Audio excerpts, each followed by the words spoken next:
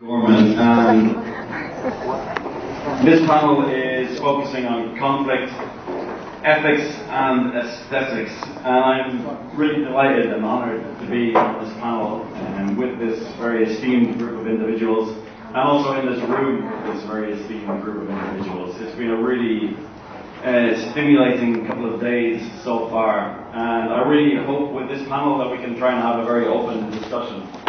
So I really encourage you, please, to be engaged, ask questions, any thoughts that come to your mind, please do feel free. Just don't wait for us to try and mark the moment for questions. Please just put up your hand if you want to ask anything, and we can engage in free and open debate, which would be nice. So,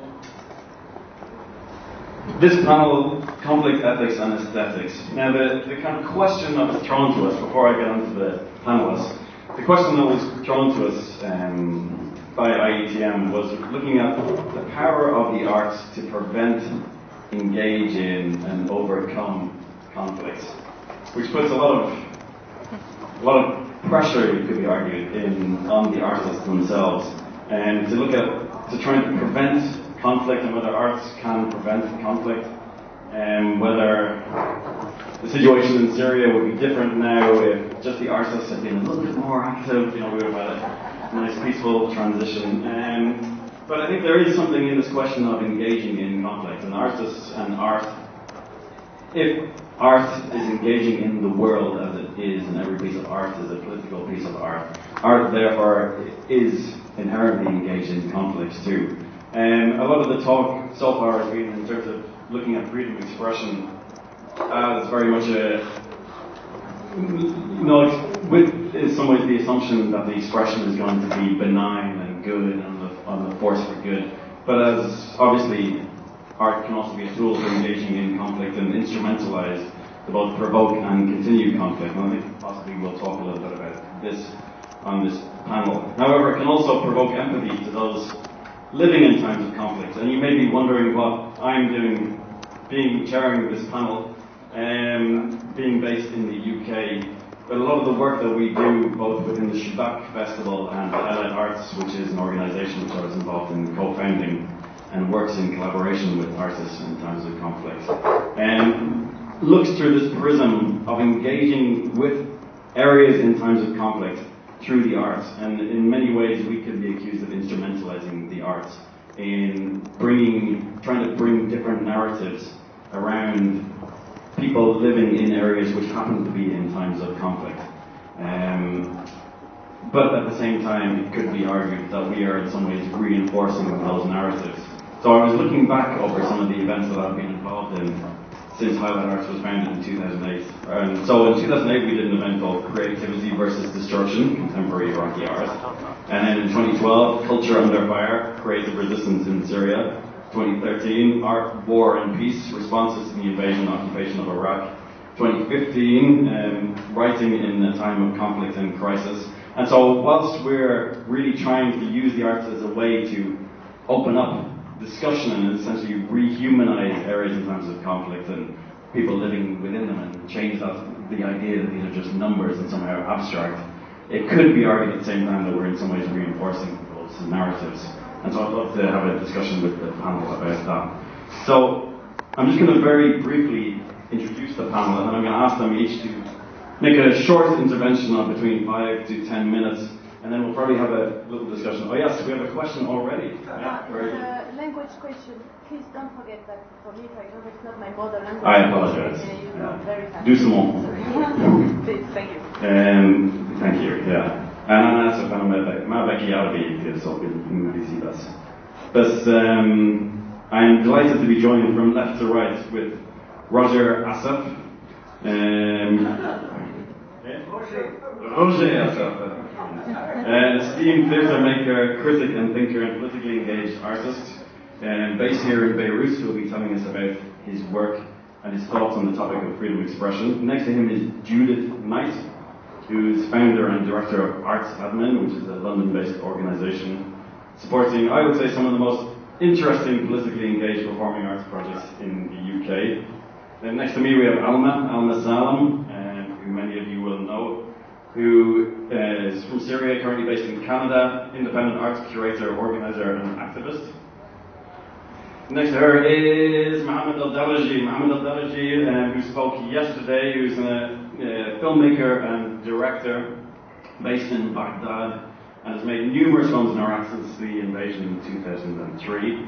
Next to him is Tanya Al-Khouri. Tanya Al-Khouri, a member of the Dictaphone group, who Abir spoke about yesterday, and is a performance artist and theatre maker, whose work focuses on the personal and the political, and based between Beirut and London. Is that right? Yeah. And then we have Man Abu Talib on the end, who's a writer and thinker, also based between Beirut and London, mainly in Beirut, as of 2 days ago, I think, Man. And he's founder of Ma'azif, and we'll be talking about that. So they will all introduce themselves in a bit more depth and talk about specific projects which relate to this theme. But if I can begin by handing the floor to Roger, if you'd be so kind to present.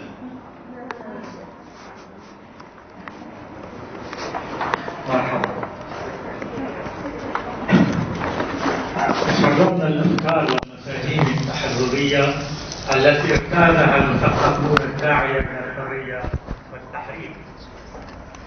Is called upon liberation and freedom.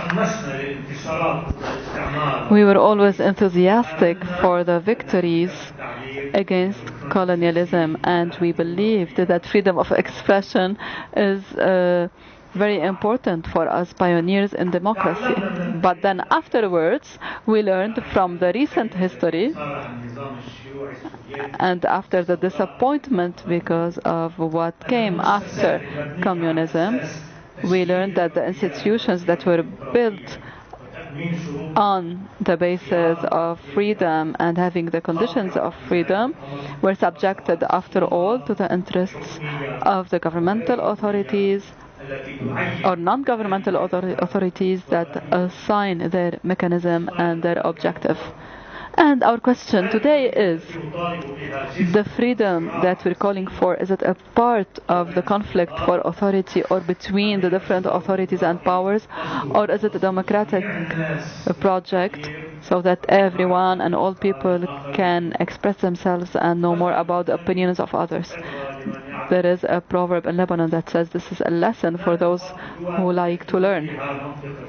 Around Lebanon, we have many countries where people are subjected to censorship, to strong censorship, but in Lebanon we have certain artificial liberalism, and we have weak governmental institutions in front of sectarianism, and then we have different trends of censorships: governmental censorship, sectarian censorship, social censorship, religious censorship,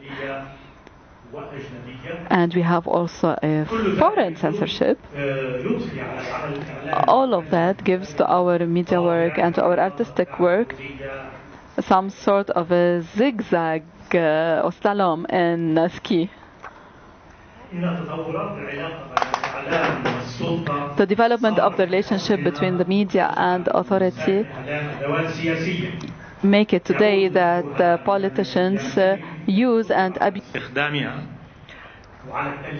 So they use the media the way they want, and in a way that is only in the interest of the publisher. So it doesn't mean that media is an ally with democracy, and it doesn't mean that it's used for the participation of citizens in politics. This is why it's important to integrate freedom of expression in the rights of the professionals of expression, meaning writers, artists, so that the conflict between the freedom of expression and censorship becomes a necessary battle if we want democracy. Of course, I don't want to deny the importance of these rights and the importance of this battle. However, we need to beware of mixing sense and meaning with profession.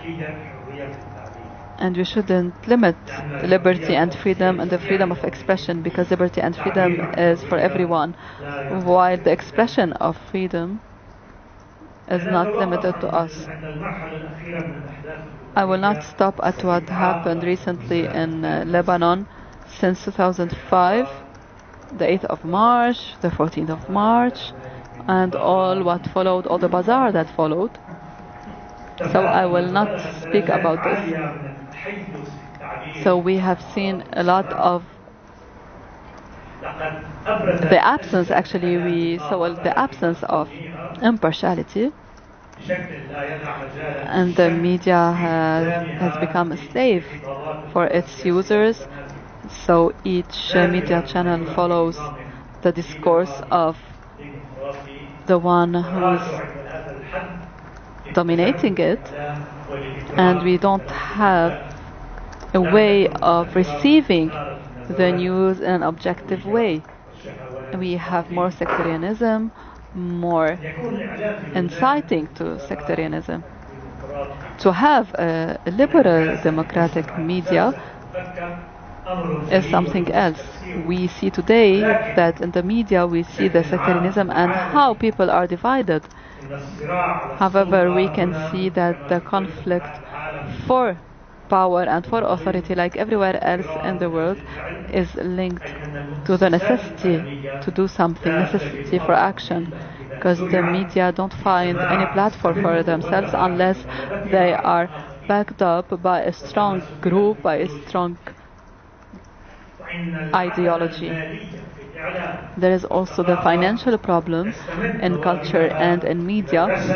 This is why they need the resources from the capitals that are distributed more than any time before based on their belonging to the prevalent politics, which terms and interpretations are made by the interests of different nations. If we look at the different TV channels, we have many questions here about the freedom of the individuals that are there. They don't have opinions, they have only the opinions of their bosses, of their employers that use their money only to control these media outlets. And if we were to look at what happened recently in France, the country of lights, where freedom of expression was born. So if we look at what happened lately in France, we are really surprised to see the discrimination that is done under the name of democracy and in the name of freedom of expression. I don't want, through my sincere intervention, but ask a few questions to discuss, and I want to remind you of some principles that we find in the collectivity and that makes us meet all together and discuss topics just like what we're doing now. Under the umbrella of the legal and legislative logic that makes it important to have freedom of expression in journalism, literature and arts, and to fight for it, we find also that there is this possibility of people wanting to asphyxiate this freedom of expression. I need to explain this more, I know. To be able to understand this idea, this paradox between freedom of expression and expressing freedom, reflect upon these concepts.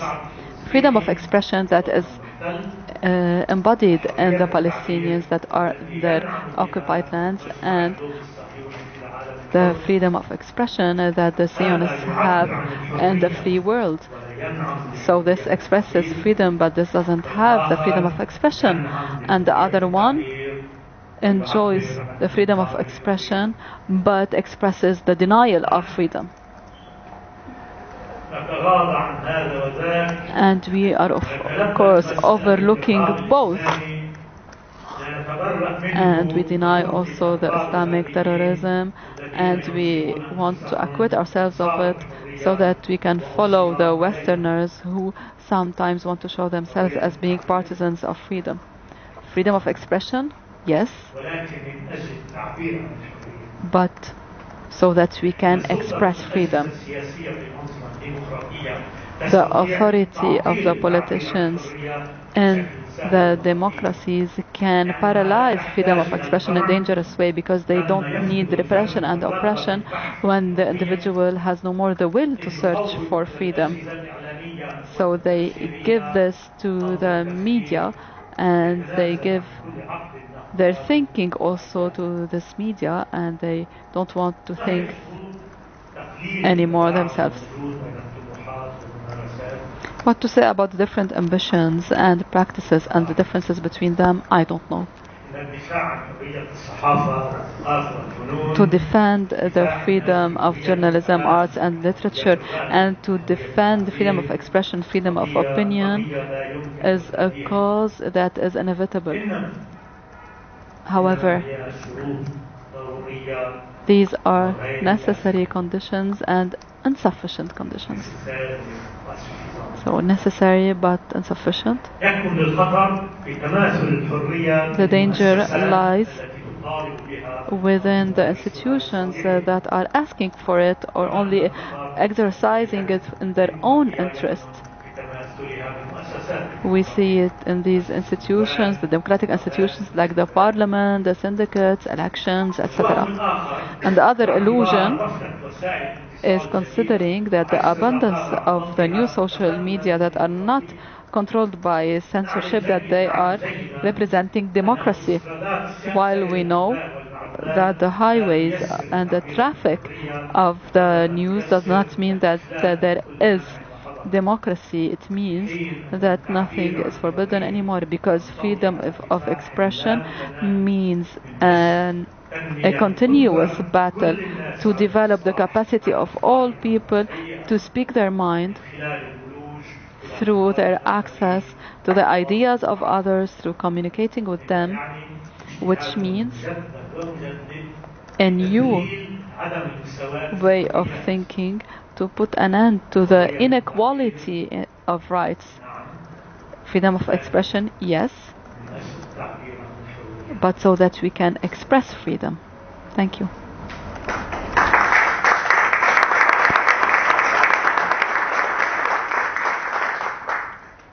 Thank you very, very much, Roger. I think شكرا جزيلا روجر. Framing of the conflict, given that this panel is focusing on conflict, and you were talking about this conflict between freedom of expression and security and inequality of access, was a very good way to set the scene.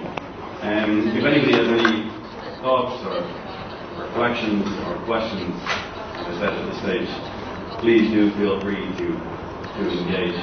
I wanted to ask you, Roger, if I might, also about your practical lived experience here in Beirut in terms of offering avenues for free expression through the Shams Theatre.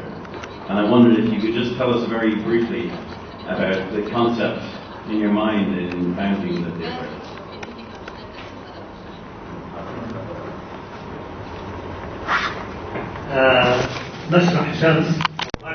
Shams Theatre, or the cultural center of Shams, was established based on two ideas. The first idea is giving away to the new creative youth a space so that they can express themselves, so they can meet with each other, especially for those who come from the extremities of our Lebanese society. And the second idea, I founded it so that we can discuss sectarianism not theoretically but practically, through finding and implementing works that gather people from different beliefs and different sects in one work, but not just in one discussion, because discussion comes after work. So for us, censorship and freedom of expression, here I can say that I never had a problem with censorship in my life, but censorship had a problem with me. And this is the main difference that makes my work important, because I don't care about censorship. I say what I want to say, whatever the conditions of censorship are. And then the censorship will have a problem because they need to find a window so that they can interfere and reduce the impact of what I'm doing. So I don't think about censorship, I don't care about it, but they will have to think about me. Thank you very much. شكرا جزيلا لك. And then if I might, I'll move on to you, Judith. أما الآن فسأنتقل إليك جوديث.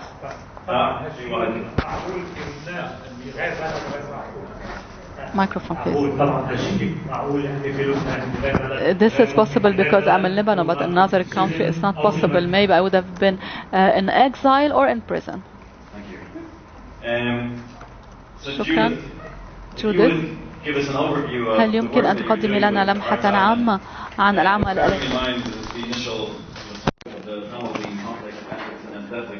Both you and me are based in the UK, and both of us have worked in showcasing the work of artists who are active in areas of mental conflict. And so I'd love to hear some of your thoughts on the framing and how you present this work. Okay, I'm going to stand over there and just show some images of some of the work we do. But I would like to say I'm absolutely not an expert in art and conflict. And I'm quite reluctant on this panel, but it's very hard to say no to Julianne, as anyone knows. It's all her fault. She's not here to hear me say that. Oh, she is. So I'll just show you some of the work that we're doing. It's also strange to be on this panel from the UK because, of course, we have our own conflicts.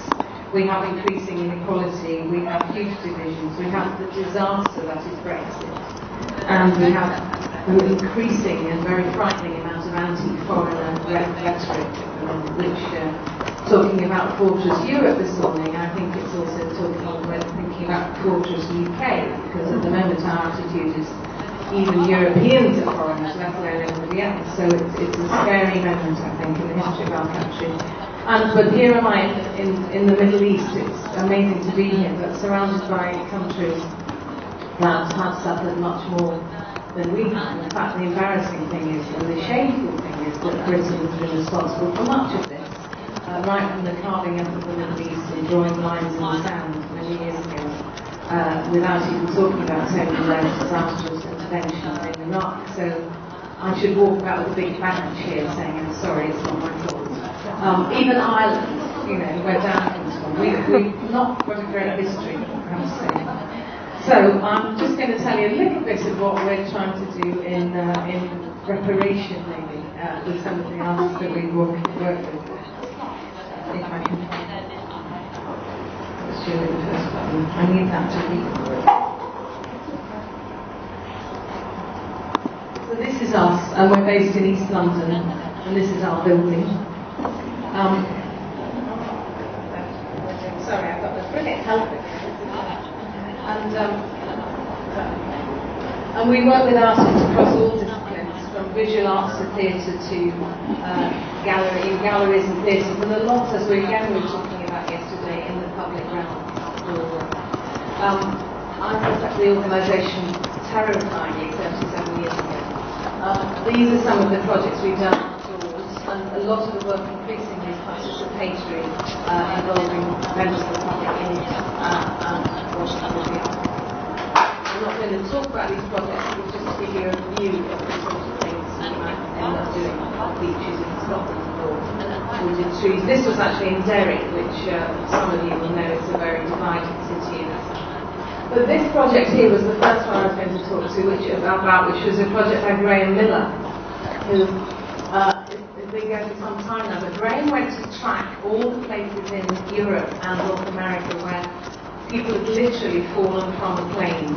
There are, I think, tracked about 35 people who have tried to get into Europe, asylum seekers or people seeking better life, by actually hanging on to the wheel hub of the aeroplane and unbelievably staying there until the plane lands and comes into Heathrow or JFK or Charles de Gaulle. And Graham, these people just disappear. And what Graham wanted to go and make a memorial to these people, so he tracked many of these sites around Europe and around North America, took an image of them into the sky, and named the person. It sort of becomes a memorial. And for me, this is something that the arts can do. It can actually put a name to victims, it can put a name to refugees, it can put a name to and a life, and actually instead of looking at people in numbers, the artist can actually look at people as human beings and their lovers, their families, their lives. It's something that's an important part that the arts can play. It is interesting in recent years, more and more artists are coming to us with projects that are about issues. As I said, we've been going for many years, so often before we were still doing wonderful art, but I think the artists are feeling that they want to do more about the current state of the world. And for me, I don't really have a problem with artists being used as instruments, if you like, as long as they want to do it. I don't think you can ever force an artist to say, do a project on that, this, or the other, but of course if it's coming from the heart of us artists, I see my job as encouraging them to make that work. This project I'm hardly going to speak about because Tanya is here on the panel, but this is done exactly what for me I found was profoundly moving. We were honoured to have a tiny nursery for this, but it's gone on, and she'll tell you all about it. But again, it does the same thing. It brings those people, it gives you the lives and the stories of those people.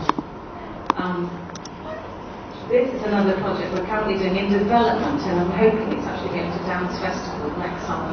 This is a company called Station House Opera, and they're working with a team of performers in Gaza, and of course neither can get to each other's countries, so it's a telematic performance that actually they're merging into each other as their spaces are merging into each other, but they're also their bodies and their performances, and they're talking to each other and relating. And it's in very early stages, and it can take a couple of years to develop, I think. But it's interesting to me that the Gazans don't want to talk about the conflict. They want to talk about the daily life they're having, and they want to connect to the daily life of London performers are having. And there was, as an academic, many of you have probably heard of James Thompson, who's done a lot of research into this and actually drawn up a sort of matrix that actually it's easier to talk and make a performance about conflict if you're further away in space and time, or further away in miles, than it is if you're in the middle of the place of conflict. Often you will be making work, but maybe not about the conflict itself. In this case, this will develop, I hope, in 2017, 2018. Empathy, we talked a lot about these things today as well. Empathy is, again, similarly, it's a bit short on the ground at the moment, especially in the UK. This artist, Claire Patey, has made a project called the Museum of Empathy. One of these projects is called The Mile in My Shoes, which is many of you know the expression, walk a mile in my shoes and you'll understand about my life. And so this project, you have to wear somebody else's shoes and walk half a mile there and half a mile back. You must wear the shoes, whether they're high-heeled shoes or relative boots or whatever. And you listen to the story of a stranger. So again, it's trying to make the other into somebody you understand and know. And this is developing this project. She's already done it in several places, and it's growing, and the stories that come with it are growing with it. So it's, again, incredibly moving.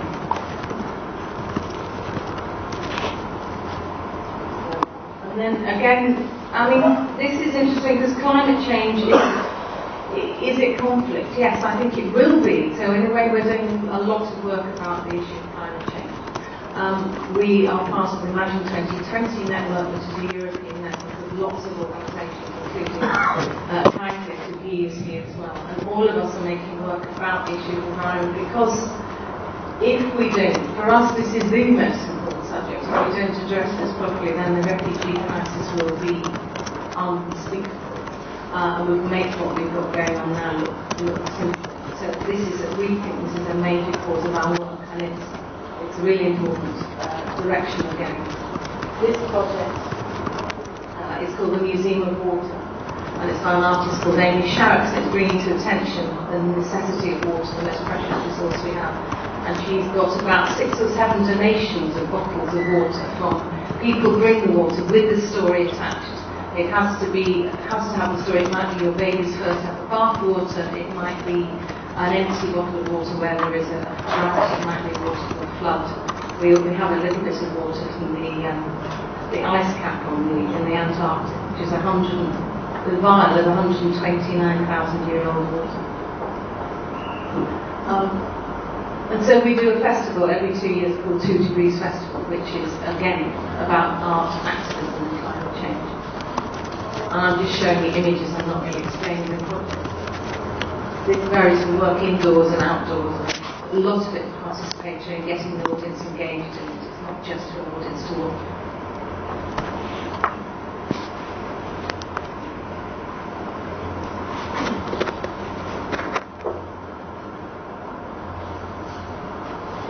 And in terms of conflict, there were 2 projects I wanted to bring up. We produced this beautiful film installation by Zarina Vinci called Janvar, which is an exquisite piece of work, and I think it's talking about aesthetics and conflict in the same sentence, because it's so beautiful to look at. The sound is extraordinary, but it's all the way through has got this incredible strong hint of the colonial past. It's shot in Kenya, and through the sound, in the subtlest way, the sound and the images she brings about what happened to this land and the history of it.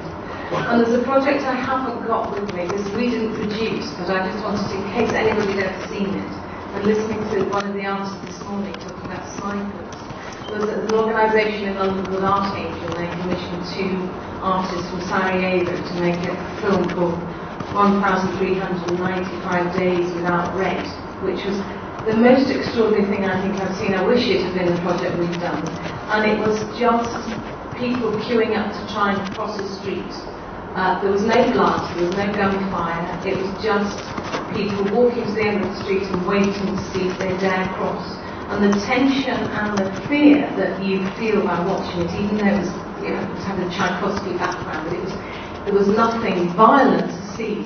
Was absolutely incredibly strong and gave me a stronger impression of imagining living in that city and that scene than I've ever seen, actually. So, and then, that's it.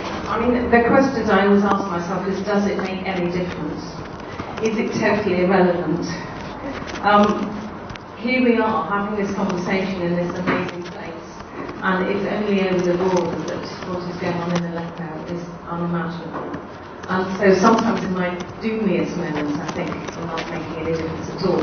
But you have to think you are, I suppose. You have to think that if you carry on, it will make a difference in the end. The question is, I suppose, are we only reaching, we'll discuss all these things, I guess, for audiences who will come anyway and totally believe what we all believe.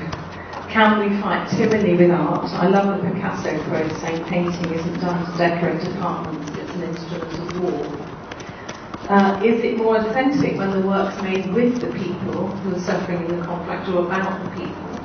Some of you again will have heard of an Argentinian director called Lola Arias, who made 2 extraordinary pieces of work. One with the sons and daughters of the Pinochet's victims and Pinochet's supporters, and more recently one with soldiers from Falklands, from English and Argentinian soldiers, on stage together, which is really quite an extraordinary thing. But again, it's the arts, and what are we affecting everything? And that age-old question of the photographer taking a photo of the dying child, is it more useful that he saves the child, tries to, or more useful that he takes the photograph to tell the world what's going on? When I do get gloomy, which is quite often, I come back to this quote by a Scottish writer called A.L. Kennedy, who just gives me a bit of hope that we are doing something useful. I might read it out loud from the translation, but it says, I believe in what we might call unnecessary beauty in art. As an artist I would say that, but then again individuals and groups have sought to control or extinguish populations, to marginalise or demonise. They seem to believe in the power of art even more than I do. They ardently seek out to restrict those intimate, idiosyncratic joys we find in the songs we sing, the stories that travel with us, the verses that sustain us, the paintings and drawings and sculptures and windows and buildings and voices and performances, images that lift us and give us dignity, the things that show us the light in our world and in ourselves, the things that show us individual human beings have the power to create wonders which outlast them, and which transcend every classification of gender, race, religion, nationality or age. And I think that always cheers me up. So basically, tyrannical regimes and dictators, if they believe in the power of the art, then we had better too. And if we can't stop the barrel bombs of today, we have to hope we'll make a difference tomorrow. Thank you.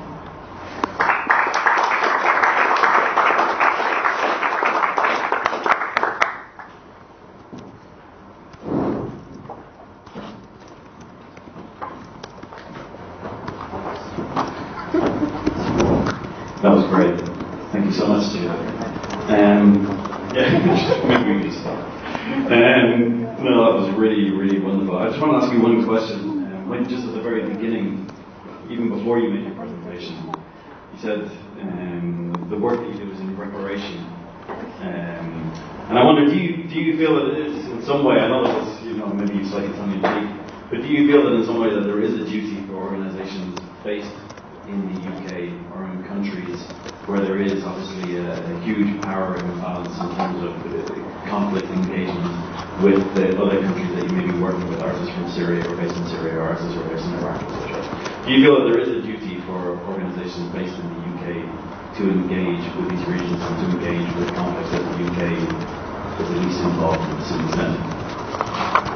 Well, I do. I mean, we don't bring in companies into our venue or anything from anywhere much. I mean, mostly we're working with UK companies, but I think there is a duty upon us all, and I really think there's a duty upon artists. I really don't go along with artists not needing to take this stuff seriously. If they're able to do it, they should do it. And I think the best thing we could hope to do is change attitudes in the UK particularly. And I think, as I said before, I think the issues of the refugees. I mean, Britain is going to take 20,000 refugees in Syria. 20,000 over 4 years. That's 5,000 a year. At one point, there were 1,000 a day going to Lesbos. So that's pretty shaming. So actually, I think, and the press, I mean, like you were talking about the press, the right-wing press all the talk about asylum seekers, and it's very, very negative. And I think if we can do anything at all, we can change attitudes to those people in the Middle East who are at least trying to get out of the countries they can't live in anymore for the time being. And I think that even if it's changing the UK minds, it's at least doing something.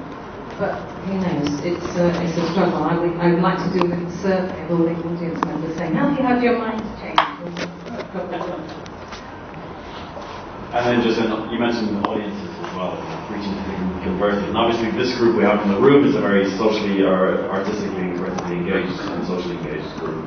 I sometimes wonder about the work that we do, if we should actually be trying to form media partnerships with the Daily Mail or the right-wing newspapers in the UK to try and reach out to new audiences, because the work that we tend to do, even if we do work in the public realm, still the majority of coverage we get is from the kind of more left-leaning newspapers and this kind of thing.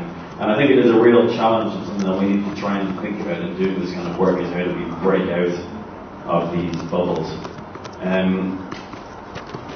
I'd like to move on now, if I may. I'm going to move on to Mohammed. I'm going to kind of jump around a bit. Mohammed, if you wouldn't mind, I'd like to move on to you. Have you got a microphone? I'll try and use that one. So Mohammed Al-Dalaji was on one of the panels yesterday, and some of you, I'm sure, are very familiar with his work.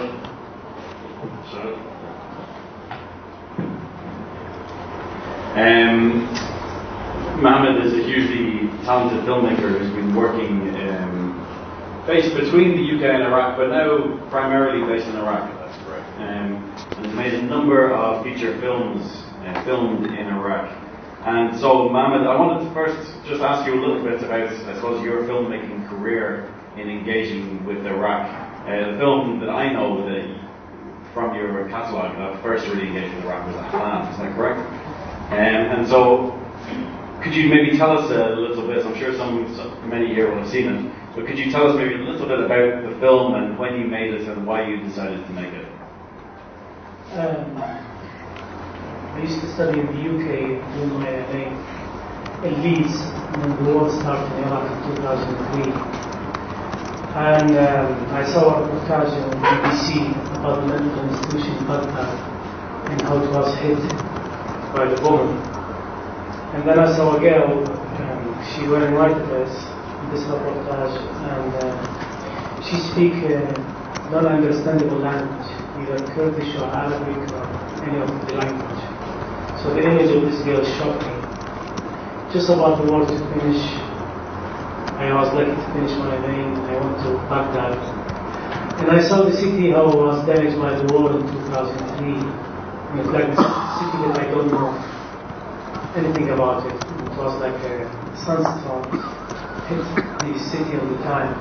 And everything is being changed, the color, the look. So I saw my family was bombed where the house where we had bombed during the war, and big disaster. And then I went to the mental institutions.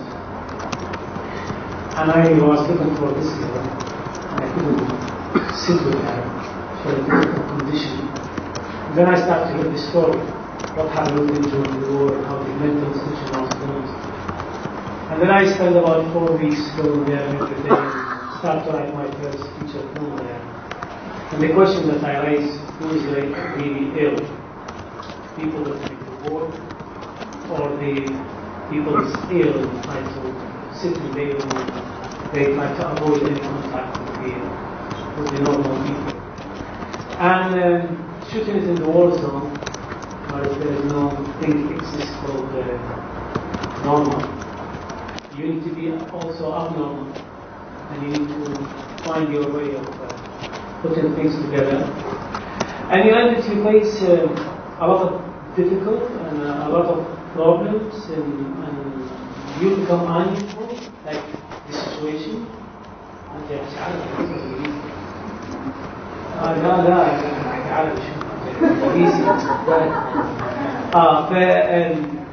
فيكون العبث موجود في كل مكان، فأنت تكون عبث. فجزء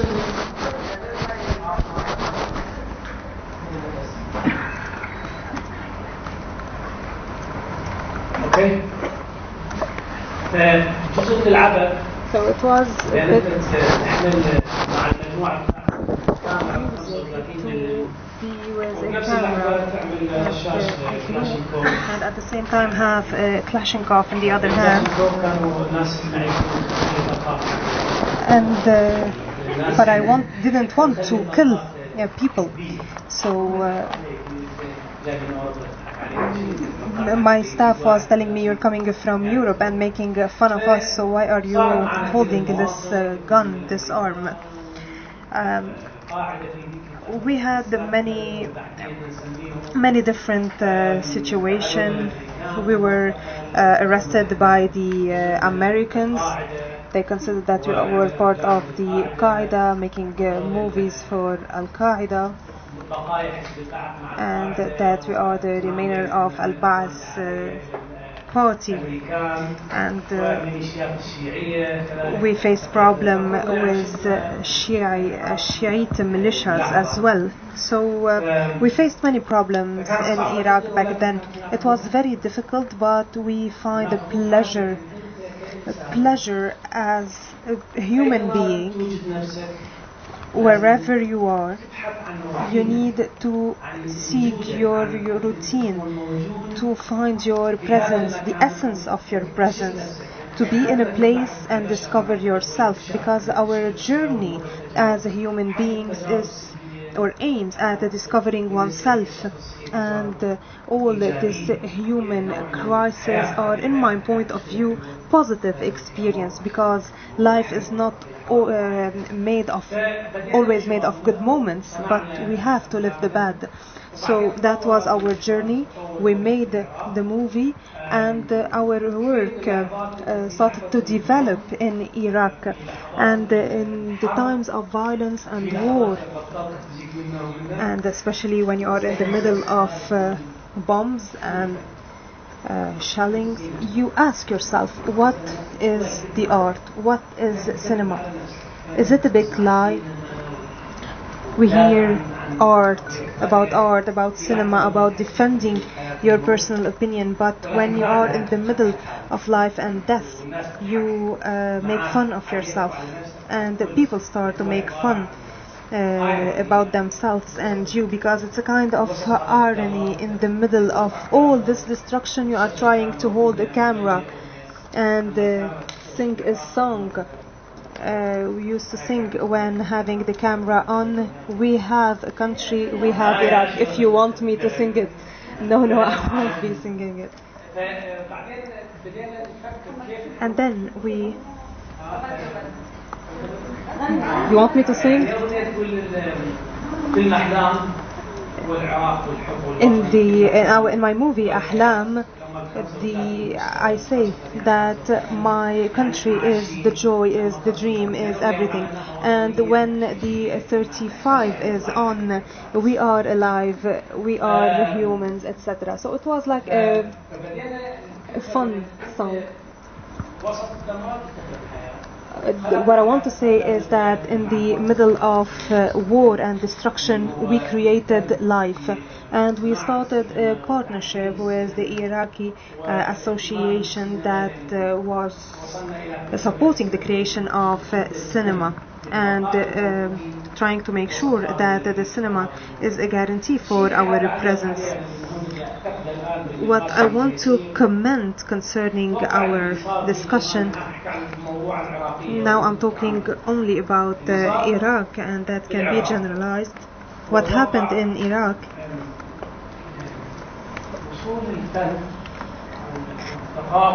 expected that art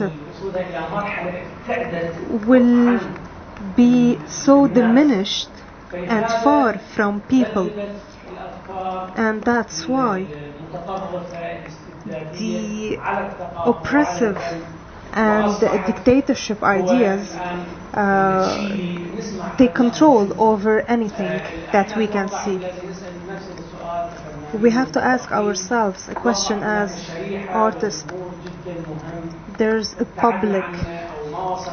Are we close to that public? Are we communicating with that public directly? And maybe the lack of communication made the culture of violence prevail. And now we are seeing its repercussions in many countries. We all have one concern, from Algeria to Iraq to Afghanistan, because violence is everywhere. And that's why I hope that we as artists ask ourselves, is our art and culture a reason that led our people to where they are? And maybe we bear some of the responsibility.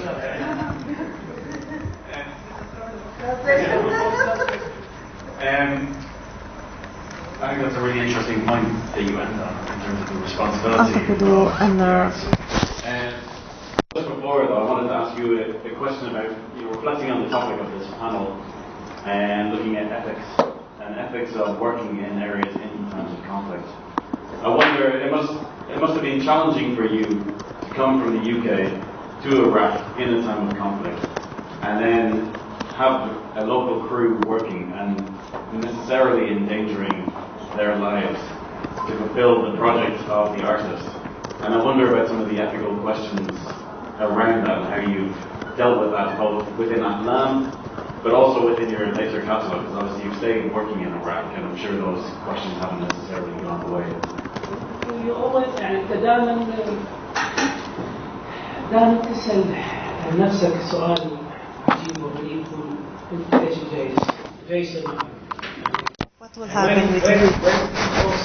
Where do you want to reach? Especially in moments of weakness, moments where we used to cry, where we used to be in midst of killing. The killing was in front of us. We were in Haifa Street, the Dasa Street, and we've witnessed the killing of men. So you ask yourself, what is the cinema that you are trying to create and to make when people are being killed in front of you, or a colleague is shot when working? So this question will accompany you. And you will have to ask yourself, do you believe in what you do? And are you willing to sacrifice yourself and the others, especially when you are responsible? Because responsibility is something very critical. You have to be responsible of yourself and all the artists and the crew. But the strange thing is that when you enter the moment of the crisis or the problem, you won't be asking these questions. You have a problem and you will try to address this problem or be a part of the solution. And after every movie I make or every workshop I make in Iraq, I always ask myself this question. Was it worth it? My coming here is worth it? But I was very encouraged when all the projects that we were doing were far away from the people of Iraq. Many people from outside Iraq watched my movies, but Iraqis didn't. And now, after the project, the moving cinema, we were able to transfer and to move with our movies in the different Iraqi cities and villages. And when you see people that are not related to art, how they react, the happiness on their face, that will give you an extra motivation as well. My colleagues coming from Britain or France or the US, Italy, etc., when accompanying me during the shooting of the movie, they are all afraid, first of all, having many questions in mind concerning what they are coming to do. And between you and I, sometimes I even lie in order to incite them to come.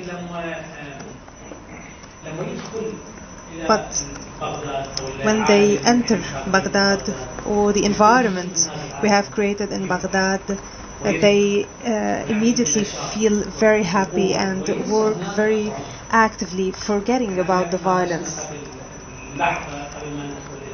We've discussed with you and I, and you've asked me about Baghdad. I've told you that in Baghdad you have 0.8% of being dead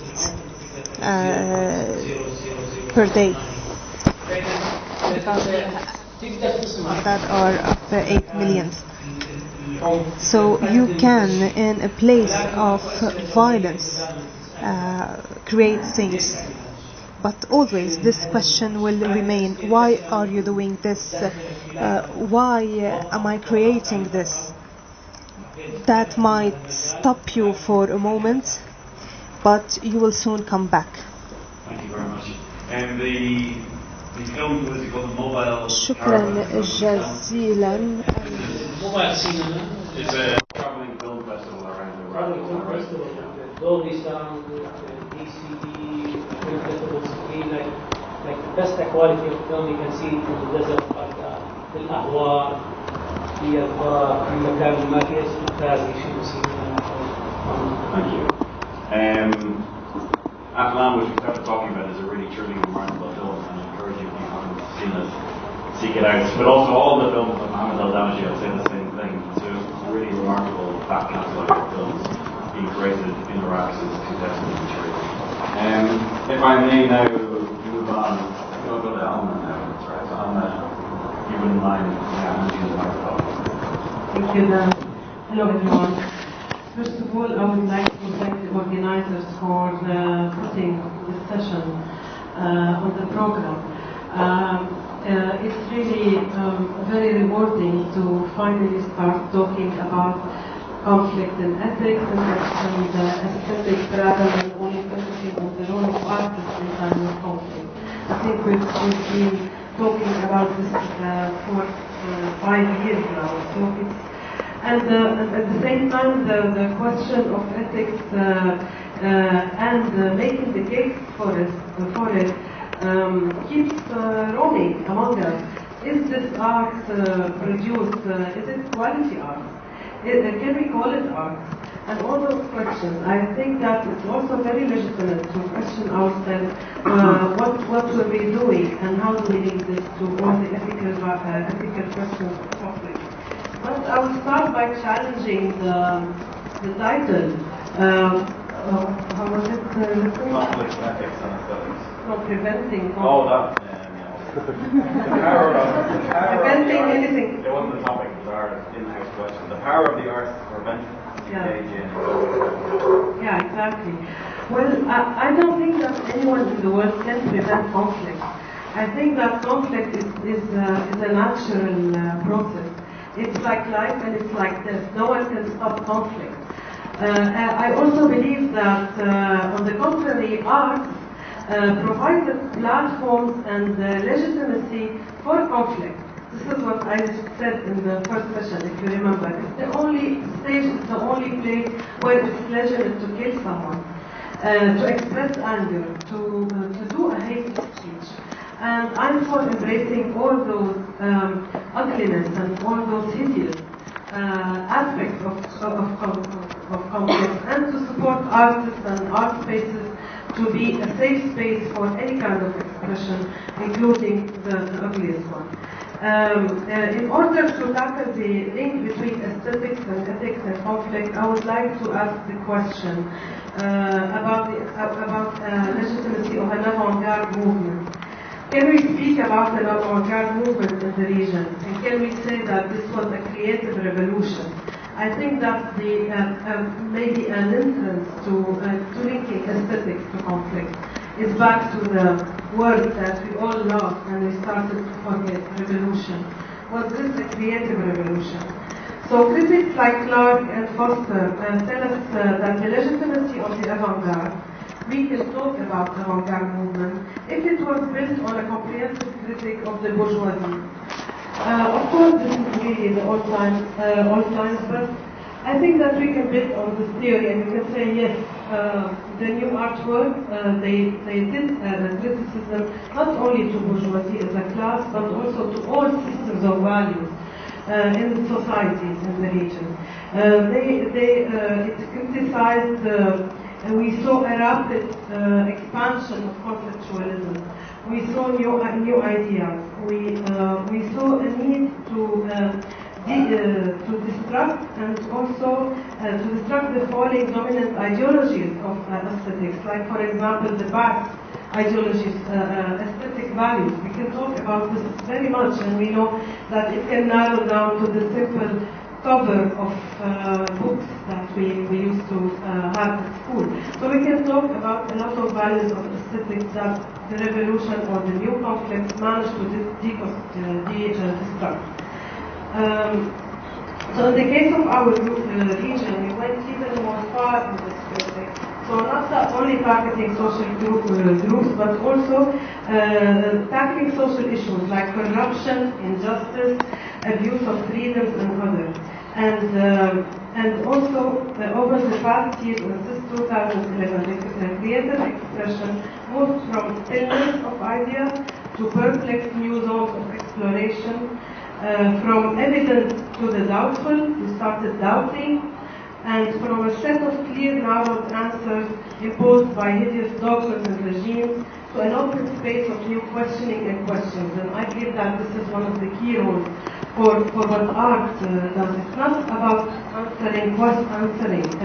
putting answers, but it's mainly about questioning. And this is where critical thinking comes really high as a priority. So it also, we've seen openness to new global trends of genuine solidarity and new friendships and new circles in the art. I won't call it new institutions, but I would call it new circles in the art. All this, I believe, responds to that question of legitimacy and link between aesthetics and conflict. The question is that this new set of ethics, aesthetics, that embraces conflict.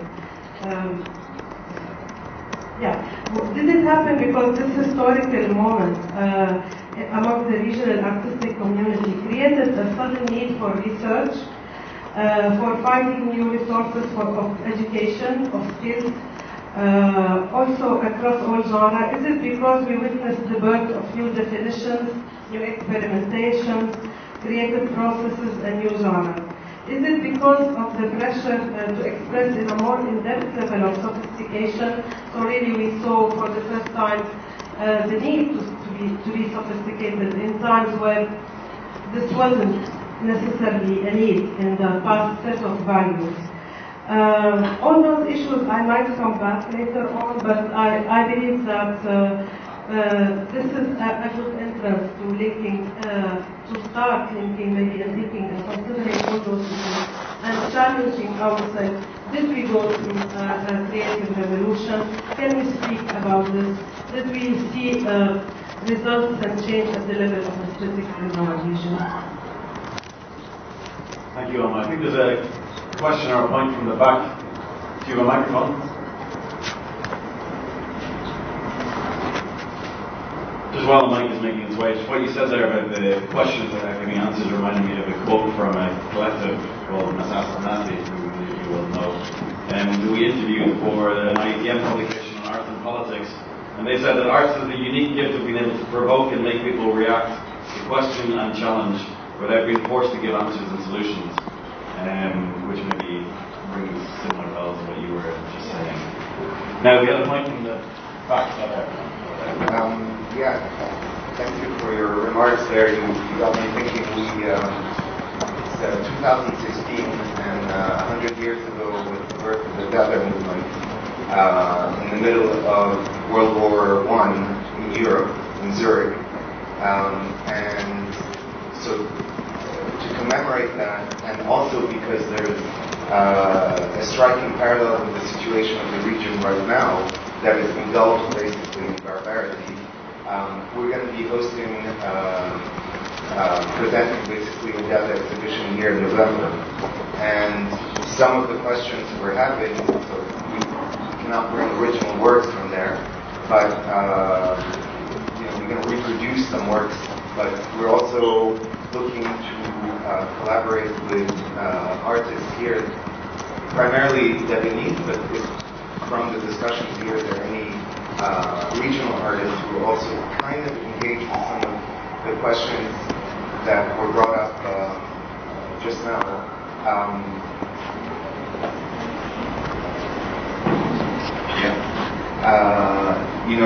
About questioning aesthetics, about questioning the situation that we're in, about the role of politics, about the role of the arts in addressing some of the social political issues we have.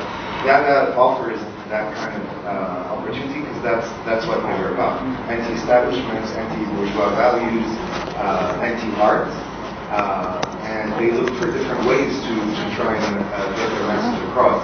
So I don't know of a Dada movement per se in the region. I don't know. But it's an interesting stone that we're throwing out there, and hopefully we'll get some discussion going about art, Dada, Lala, and other weird things that Dada did.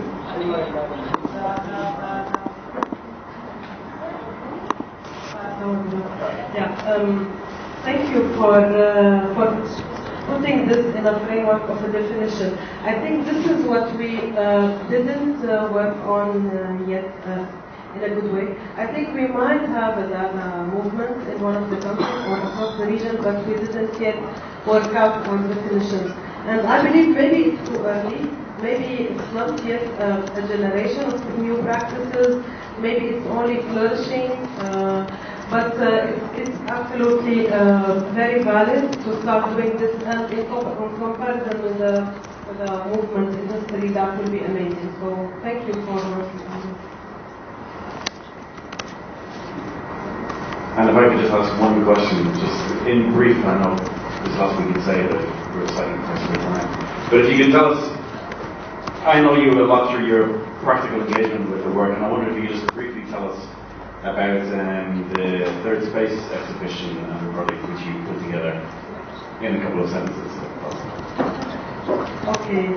Well, Third Space is a platform to showcase artwork. It's called Syria Third Space. It's going to hopefully develop to Third Space.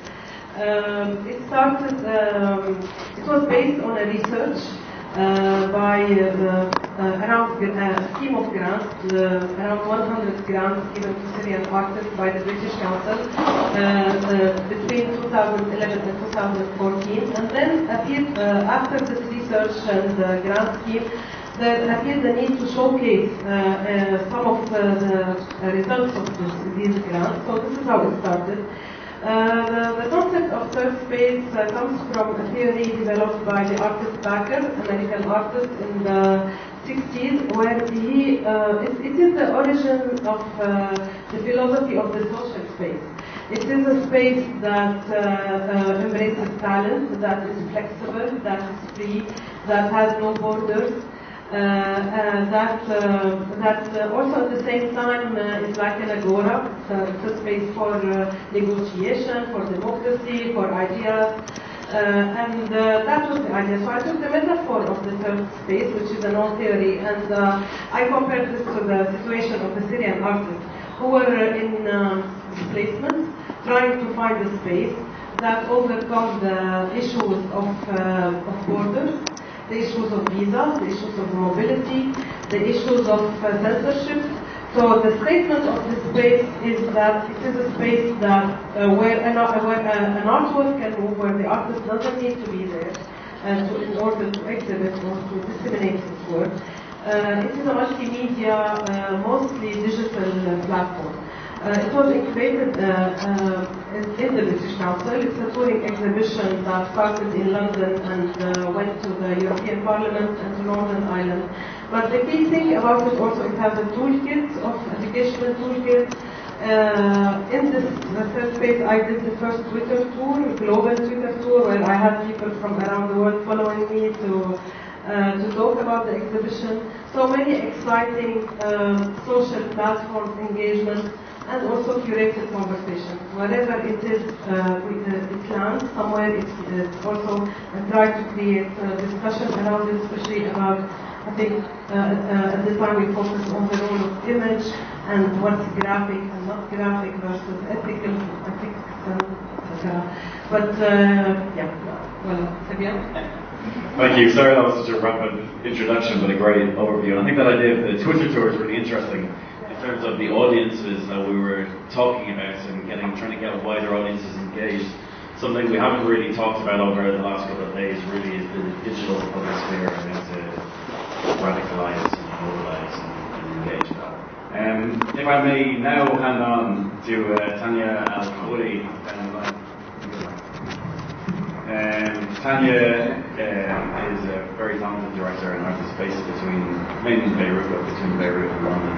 And I think you're going to talk about Garden Speak, is that right, Tanya? Yeah. And Garden Speak, you saw one image of it earlier in Judith's presentation, but are you going to show a short film of it? Yeah, I think if there are people who haven't seen it, sure. Because I think a lot of people have seen it already. Hands up if you have not seen Garden Speak. Oh, look at that. Good, I thought everyone was I'm sorry. You poor people. Well, you will see a little bit there. اوكي. انا رح احكي بالعربي ممتاز. لانه كثير قليل يعني بقدر احكي عن شغلي بالعربي about my work. And first of all, thank you, Dan. I would like to thank the organizers and the station. I'm very happy to be in a discussion with people that I respect a lot and people that are from both sides of my life, from London and from Beirut. I'll be speaking about two shows, but I think we have enough time only to speak about one show, so I'll be speaking about Garden Speak. And I'll speak about this relationship between aesthetics and conflicts, political conflicts. Garden Speak was presented actually here in the station a few months ago within the Spring Festival. It was really touching for me to be able to present it here in Beirut after it was presented in more than 15 countries around the world. It's called in Arabic Al-Hadaiq Tahki, Garden Speak. Maybe many of you saw it or actually hosted its display. Now for those who don't know what it is, I will show you a short scene so that you'll understand better what I'll be speaking about. Thank you.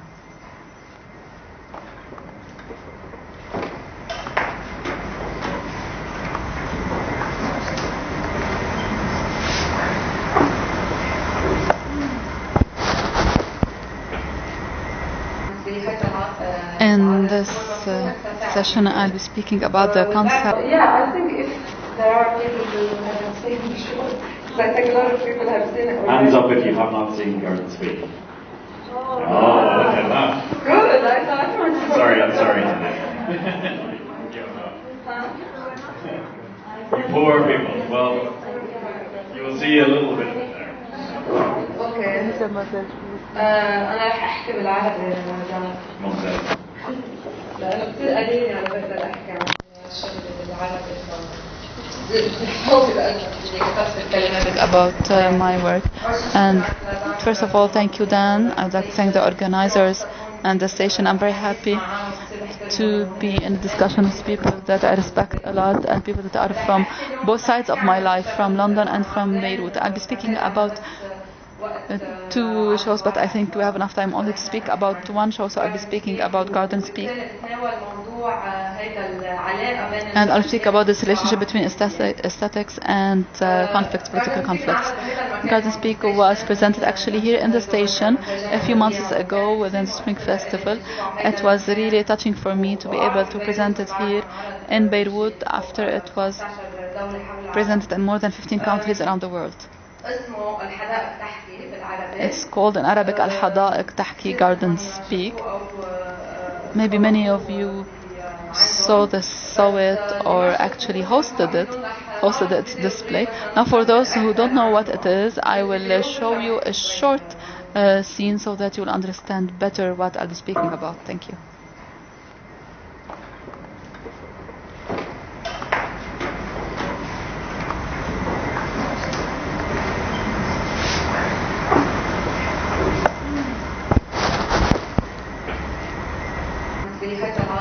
In this session, I'll be speaking about the concept of interactivity and the political dimension of interaction, first of all, between the artists and the participants in the work. So here, I mean the people that told us about the stories of their children, the activists and the journalists that you were able to interview and who gave us information, as well as the other artists that participated in this work, the writers, the people who worked on the sound engineers.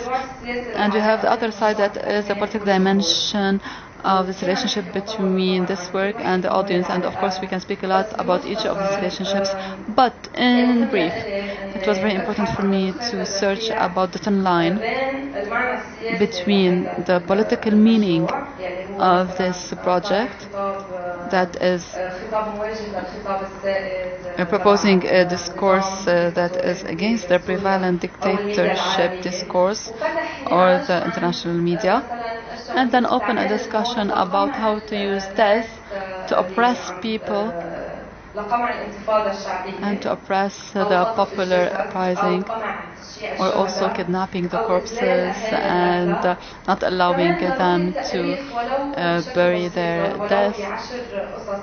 So even if it was only through 10 stories, it was still the beginning of the incidents. It wasn't yet a war in Syria. So we had stories of different people, of regular people. Some of them were activists, but others were only normal people, like for example a teacher, a person who had a grocery store, And we have also the work itself and the audience. Here we can speak about the aesthetics, about finding the political dimension of this relationship as well.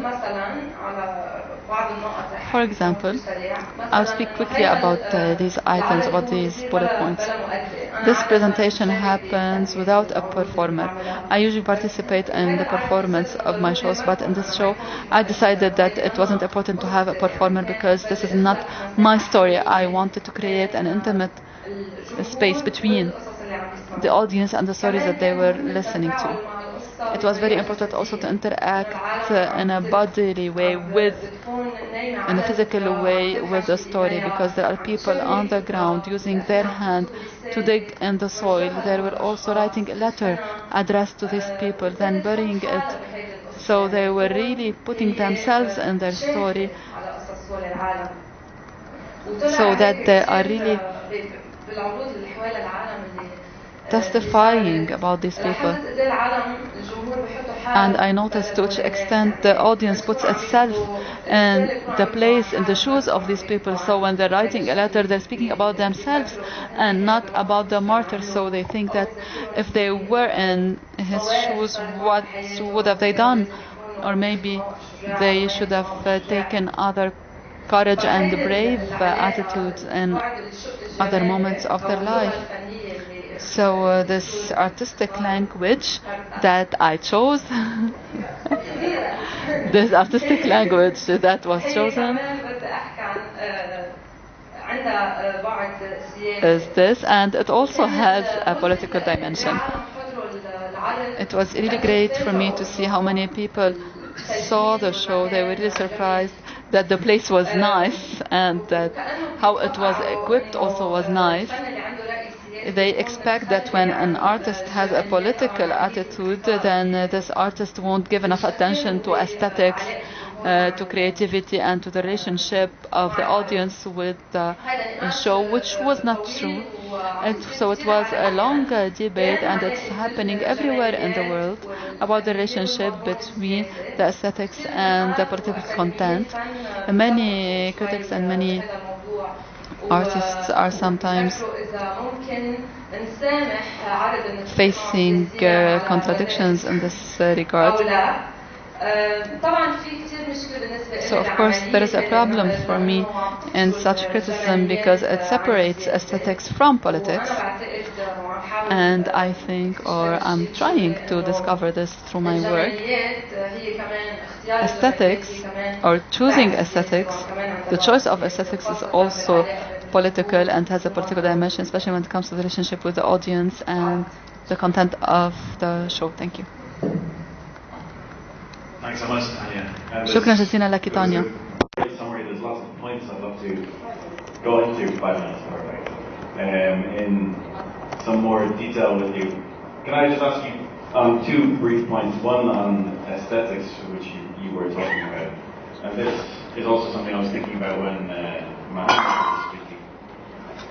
Both of you are dealing with situations, I mean, Garden Speak specifically is dealing with possibly one of the worst situations you could possibly have. And yet you've created something with this strong aesthetic vision, and that you could say is a beautiful creation. And how did you, when approaching that, try and make that balance between the beauty of the creation, your aesthetic vision, and the story that you were trying to tell? I mean, as I said, I don't think it's very much divided. ما بعتقد ان هالقد مفصولين بين بعضهم لإلي، يعني حتى بيكون في فكرة مبتكرة. We need to have a new idea, an innovative idea, or the language of the show, the artistic language of the show, is not contradictory with the political content. On the contrary, because it is political itself. So there is no contrast here. For me, they come together, meaning the content and the picture, the artistic picture. So when I first started hearing about people who were buried in gardens in Syria, this was really important for me, and I wanted to know why it's happening like this in the political on the political level, and also I wanted to see this picture of people being buried in such intimate places, and because these gardens were actually gardens like yards around the houses, and not public gardens. So through this show, I wanted people to see this everywhere in the world, and you could put your ear on the ground and feel their stories. So I invented the content myself, and I created this artistic language for it. ما تريد أن تقول شيئا ما أعتقد أن beauty is a value. You know, the value of beauty, not aesthetic, which is a totally different thing. Thank you. Okay. Just after one other question to you, if I may, just in terms of audiences. We've talked a bit about audiences. And I wonder for you, well, two questions. One, are audiences enforcement? And then two, if they are, why a lot of the work that you make tends to be, Garden Speak was for 10 people at a time, was it? 10 people. And your more recent work, as far as my fingertips take me, is for one at a time, is that right? And so why have you chosen to go on these very intimate and kind of low density audience productions? It's true, I do a lot of work for only one people at a time, one person at a time, or 3 people at a time, or 10 people at a time. لإلي مهم دائما نحط الاسم لا because for me, yes, audience is very important, and I always think about the targeted audience. It's never an audience, actually. These are people who participate with me in the work. It's either people who are coming to visit where someone is buried, or they participate with me in a certain game. There is always a role that is played by the audience, and I deal with the audience as a collaborator and not as a spectator only. So there are people who are collaborating with me in this show. This is why we always reach this intimate relationship, and this is why I don't have big groups of people.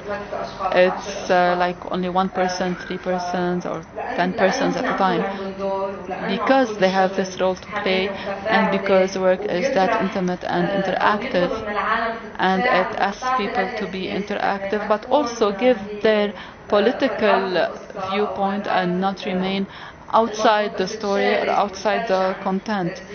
So they need to participate and show what their political viewpoint is. This is why it's important for me to be in this with this intimate audience. I have a quick comment. As a project is really great and marvelous, and your idea is wonderful, but with all due respect, for 1 person, for 3 persons, this is one of the things that make me think that in culture, and when you work with people, we need to think about a wider audience, not just the audience that is from the middle class or the elite. No, we know that we can always have this elite. They're always with us in our ideas and the changes that we have. But no, we want the other audience. We are proposing questions to our audience, not giving them solutions. Let's say it's Daesh or MASH or Jash. So let's bring them and introduce them to our projects. Let them touch the soil where they killed these people. Many of these ideas should be taken by us and conveyed to the regular people that need us now, especially in our regions, because unfortunately we face many problems because of the ignorance, because of the authorities that let us reach this phase, this despotism where people don't really interact with the real culture, and Syria and Iraq are the examples about that. And here we're speaking about 2 states with 1 party, the Ba'ath Party. Okay, I will answer you. Yes, you're right. I agree. We need to always think about how the shows need to be seen by wider audiences, not only by the elite or by small groups. But usually these shows are repeated many times through the day and through the night. And I always think about how my work can go out of the art institutions. So I do a lot of work in public spaces in Beirut through the Dictaphone group, and here we have people who come as participants, but there is also the accidental audience that is just there, and then they find out that they're an audience to my show. So even my work that is not done in the public spaces, I try to do it outside the art institutions, like in coffee shops and the street. So yes, I agree with you. Thank you very much. شكرا جزيلا and one way I think you also try and get the story out effectively is through the media. It's one of the reasons that the strong aesthetic really works is because it's picked up by the media and it makes good photographs and things like that. I think that's something we think about also in terms of reaching wider audiences. And so we're very lucky to be joined by someone here, Man Abu Dawud. We've been very studiously waiting for us, so thank you very much, Man, and thank you to all of you for sticking with us. Man is the final speaker on the panel, and we'll talk a bit about the website which he is co-founder and founding editor of, Mazif. So if you could begin by talking a bit about that, Man, and then we can talk about some of your specific individual projects. Thank you. مش راح اطول لاني تعبت.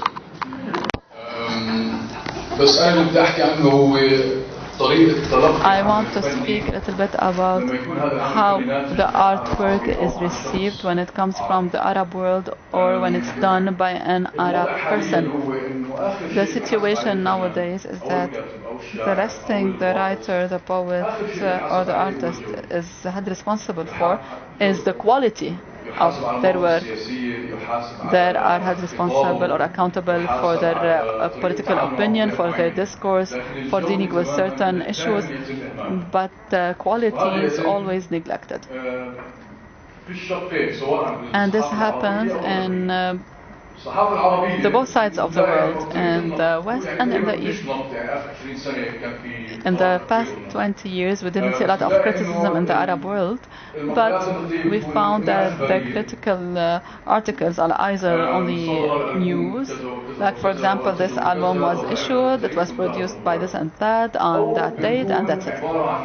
Or it's some kind of a moral accountability for the artist. For example, this artist didn't go to that demonstration that happened in the Tahrir Square, or this artist is racist, or it's this and that, or he is not leftist enough or rightist enough.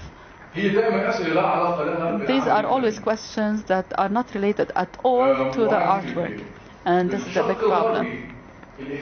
In the West, their only interest in the artist is through him or her being a victim. So, as an Arab, you can produce art only as being a victim or when you want to speak about victims. So, through this inferiority, you are a victim, so it's not a problem if your work is bad, and this is another disaster.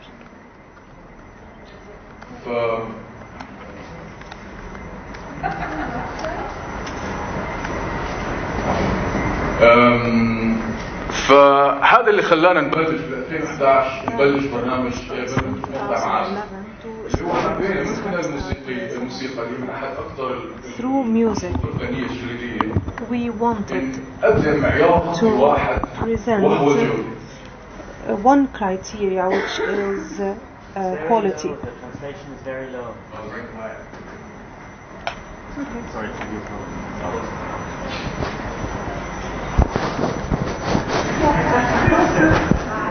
هذا الجوع فيه. يلا. Okay. Where was I? نحاول نعمل المعازف. What we are trying to do in Ma'azif is to present a sort of criticism only related to quality, many people will find it's a part of a formalist school, but that's what we are trying to focus on, quality. And our website is only in Arabic because we are trying to build a criticism discourse with the public, with the audience, before reaching the description, because when talking about Kulthum in English, we cannot write about her without explaining whom is she. But when we talk or when we write in Arabic, we have a common ground that we can start from, and then we can translate these articles. But starting to write in English about the Arabic and Arab arts is something that we cannot do. And because we have to make very long introductions. That's what you are working on. And sometimes we try to do some things that are considered to be problematic. We wrote an article about the artist George Wassouf, and many people criticized us for that, but we said that we are not discussing the ethics of George Wassouf, but his art. We are not asking people to see George Wassouf as a symbol of good manners, but as an artist. So we are trying to focus on art, on quality, and the dialogue among us as Arabs in order to reach new concepts and new ideas. Thank you. Thank you so much, man. Now, I'm afraid we're going to have to draw the panel to a close, although you've opened up many cans of worms with your last intervention, including whether or not it's possible really to separate art from the world that's around it, and art from the ethics of the artist, and the marketing and marketization of victimhood and violence. But we're just going to save that for another day. We have to end. Yeah? You want to? Okay, fine. That's great. Okay, good. We've got an extension. So, if you want to go straight into the second, we'll all stay here. Okay. No, they're complaining. They're complaining to me. I'm not there. You can negotiate that. There's some burning questions in the audience. Please feel free. We can take one or two.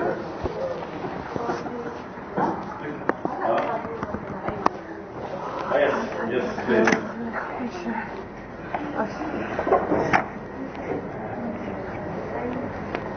عايز أسأل على القصة بتاعت فكر في الفنان. السؤال ده اسم صدر الرجاع السيف ممكن يتاني برضه وقتها. هو فكرة الفنان لما يجي يتعامل مع موضوع معين يكون يجي يفكر بالشكل وبين المضمون. يعني أحيانا مثلا احنا بنحس إن عشان نوصل فكرة معينة بنضطر نعمل تنازلات أحيانا على مستوى الجماليات اللي احنا عارفينها أو الستاندرد يعني الجماليات، عشان أحيانا بيبقى المضمون أقوى أو أصعب أو التعبير عنه في يعني مش بسيط. يعني محتاج نبذل مجهود عشان نقدر نوصل فكرة أو حاجة معينة. أحيانا ده بيتعارض مع معرفتنا أو قدرتنا على إصدار جماليات يعني زي مثلا لما نعمل عرض مسرحي على سبيل المثال في الشارع في وقت الثورة، أكيد إن في اعتبارات معينة مش هتبقى موجودة وقيس عليها حاجات كتير. فأنا كنت بفكر إيه اللي ممكن يكون نوع من البوصلة أو إيه الحاجة اللي ممكن الفنان يفكر فيها اللي تساعده يعرف إمتى يبقى عنده مشكلة في التعبير وإمتى قادر يحتفظ يعني بالحد أدنى من الكماليات اللي هو مرضي بالنسبة له، لأن في النهاية that he is abide to, because the ethics are related to some rules, and one can liberate himself from rules from time to time. So is the question clear? Or my second question for Tanya, can you please tell us more about the technique you used in the garden speaking? And a question to mine. I am a musician and I really love your website.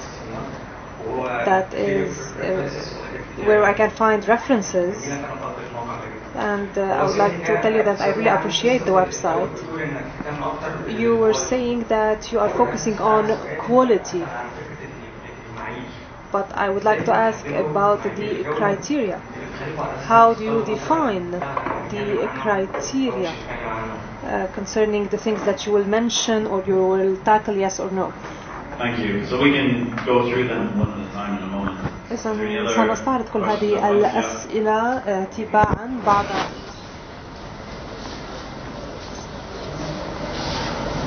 Hi, I think it was a very interesting and valid point that you brought up about the victimization, or in a way even the glorification of victims, especially coming from the Western world, which also applies to other marginalized groups. And I work a lot in this way, and that question always continues to come back in the rehearsal room, how we can avoid these. And I wanted to ask from your opinion, or anyone else on the panel, how do you think we can deal with this issue?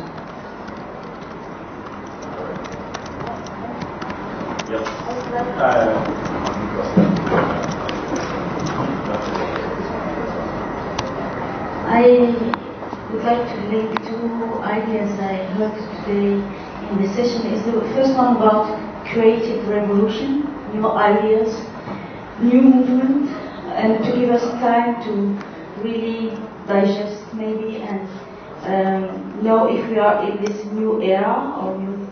And the idea of a lack of the need of a critical text writing and so on. And I think the two are linked, because the missing of the critical reading is also maybe an aspect of not knowing if we are in this creative movement or not. And in fact, I am really, being North African, Algerian, Moroccan, whatever, I do experience these difficulties of communicating and reading the other. We do have quite a very rare occasion to see artwork from Middle East in North Africa and vice versa, but we also have lack writing and critical text between us. Like if we meet, how we can talk and have a critical dialogue on what we are doing. On artwork, I'm talking about process and artwork, I'm not talking about so that's really interesting me how we can build to have this, because I am also fed up with all the newspaper saying that we had 100 person coming, they went, and the minister was there or not there, and that's all. And how can we create this critical, interesting writing and record what we are doing, because it's going very fast this last year. This transformative time needs to be recorded, and I think we can take this occasion of this meeting to think about it. One more question. طبعا انا اول شيء بالنسبه لحريه التعبير او التعبير يعني عجبني هذا كيف التفريق بيناتهم كيف الواحد ينظر the way you tackle the subject بالنسبه للضحيه او concerning the victim. هذا باولها يعني انا بدي اقول لك الفلسطينيه انه اولها بيصير انه كيف انه As a Palestinian, I can tell you more about how they show you as a victim, and then in 10 or 15 years they will tell you stop, it's enough talking about that. And they use the term of conflict. We are not living in conflict. It is not a conflict, it is an occupation, and if people may forget, I will remind them. And as well, what happened in Iraq, it was an occupation. Sometimes I'm really fed up with these terms, and of course I am very interested in the quality issue. When we visit the Arab festival, they don't give a lot of emphasis on the participation of the Palestinian representations and delegations. So maybe there's something behind all this, I don't know. As if Palestinians cannot present anything that is beautiful, anything that is related to art, etc. If we want to talk about the cultural movement in Palestine, it is a very active movement, even though we have occupation. Sometimes they try to trivialize that, and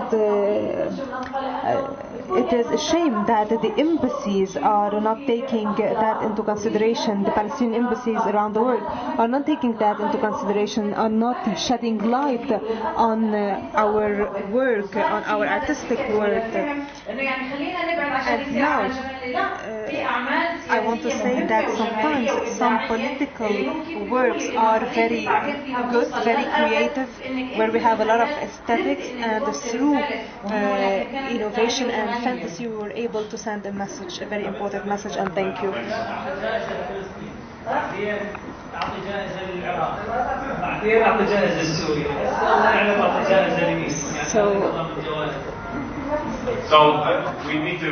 We really need to wrap up the panel. أعتقد أنه علينا أن ننهي. I could ask just the panelists to give their final wrap-up remarks. Try to stick to about 1 minute each if possible. I'll do it in reverse order this time. So I'll start with Man. وأبدأ مع معا هذه المرة، ومن ثم إنها مسألة فلسفية. هي مواضيع كبيرة مطرحة هلا متعمقة، عم نحكي عن الشكل والمعنى. Concerning the content, the message, the form, but briefly concerning the standards, our standards are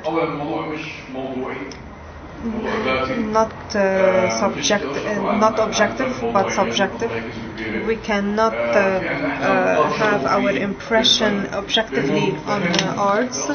This is a big lie.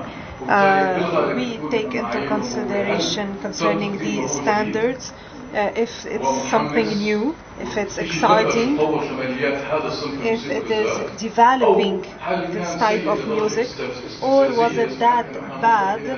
So we need to clarify why is it bad. I won't be giving you examples, though they are essential, but I don't have time. Concerning victimization,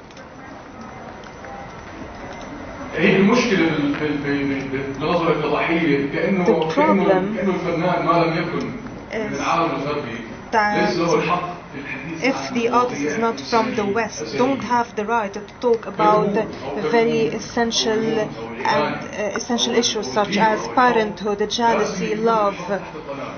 Love needs to be under the bombs, etc. But the experience of someone living all this, such as the person living under persecution, can be reversed.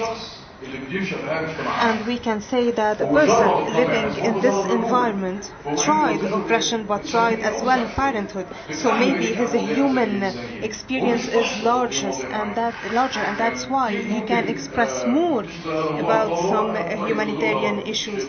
How can we develop that? Language, first of all, and the presence of a critical Arab movement. Because now London, Paris, etc. are defining what is, and Berlin now are defining what is a good Arab art, but we have to define the good Arab art. And maybe not now, but after, because the situation is bad. Concerning Palestine, I am very pleased you've mentioned Palestine because I'm Palestinian as well. The question is the objective of the art to send a message, or the objective of the art is art in itself? I do believe it's art. And now, in Palestine, if you see whom is very famous, you can notice that there are people that are taking advantage of the Palestinian situation, while people such as Camila Gibran and Tawra Abu Ghazali and Muqata'a that are trying to do something new are barely known. So no quality in Palestine now. I don't have many things to add since we are running out of time, but I want to answer your question concerning how not, or how to respect quality and abide by a certain form. I didn't feel that well. I never felt that I was presenting compromises in terms of language, in terms of messages, political messages, etc., because the artistic language have some political content and meaning, and because my theater is an interactive theater where people always interact with the artist, and that is a platform for innovation. We don't have something abstract that we are trying to offer compromises on. Concerning the technique, I will need much more time, but the speakers are telling, each speaker is telling one story related to one program, and the speaker will start telling the story once the audience is in. Would you like to say any closing remarks? محمد، هل لديك أمور تضيفها؟ Art, culture are very important in times of crisis, violence and war. But the quality of our work need to be at the level of the quality that we can see in countries where there's no violence. The Palestinian cinema is one of the most important productions in all the region. It is even better than the Egyptian production, not because they are victims, but because they are working well. أنا فقط أريد أن أقول أن العمل about artwork cannot achieve a good message. And as for all those experimentations, validation at the end is for the audiences, including critics. So the legitimacy of the artwork at the end comes to the question to what extent it achieves concreteness of reality. In other words, to what extent it is relevant to the here and now and the moment where it is. And it answers the questions who the viewers are, what kind of existence they have, what kind of effects artwork exercise, like Garden Speaks. I would say that it changed my life. I would say very easily that it was the first time I cried after the Syrian revolution. It was in Garden Speaks. So that's it, I think. It's where the artwork is a life-changing experience. And it is when it becomes the third space, it's where imagination becomes a solution. This is where artwork is absolutely linked to its content. Thank you so much, and sorry to rush you. But Judith, if I could ask you. Very quickly, and I agree with nearly everybody said on the panel. I absolutely don't think that aesthetics and beautiful art and politics are separate things. I think you can make extraordinary political work in a very beautiful and aesthetically brilliant way.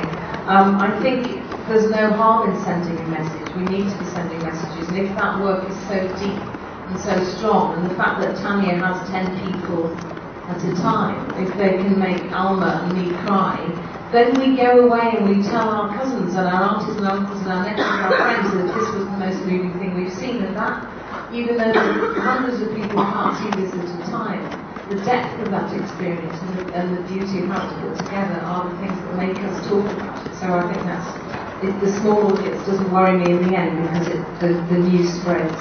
And I take the thing about victimisation, but I think it's how the work is presented.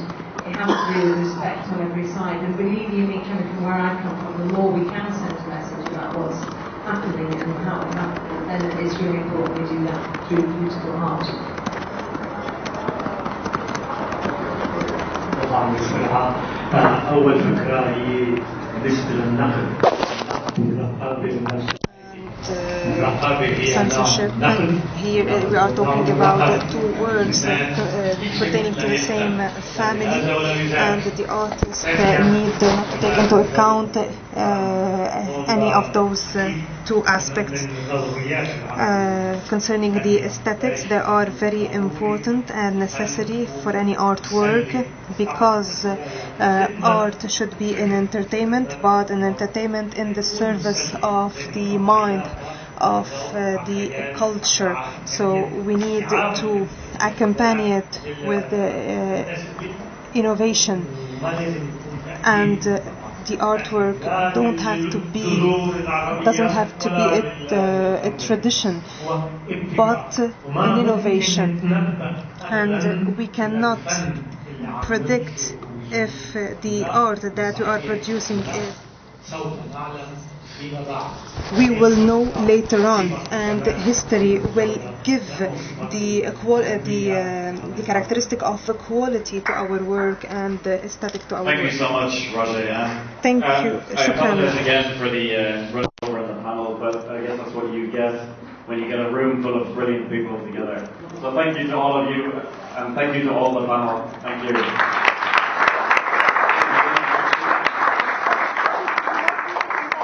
Over the mic to see what's happening next.